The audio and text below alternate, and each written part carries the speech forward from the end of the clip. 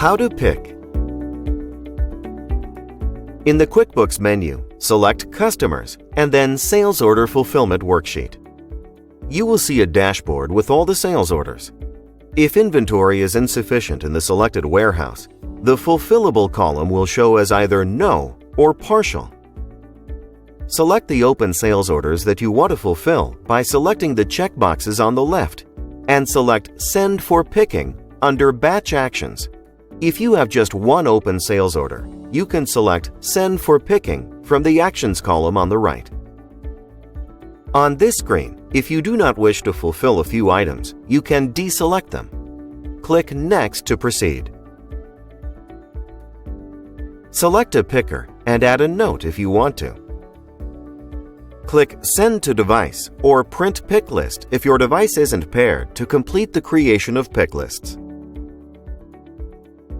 The sales order's status on the dashboard will change to Sent for Pick. In the Pick tab, double-click to view any progress for the pick lists. The status column shows different statuses like Sent for Pick, Picked, Completed, etc. Switch to the mobile inventory application to see the pick lists assigned to the selected picker.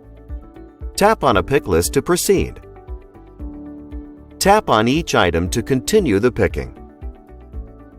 Scan all the items or tap on the plus symbol to increase the quantity picked. Press Pick to confirm. When you are ready, click the Complete button. When the items are partially picked or unavailable, you will be asked to confirm again before completion.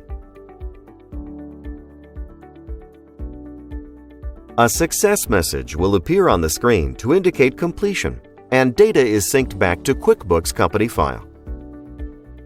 When you check the pick lists in QuickBooks, the status will change accordingly.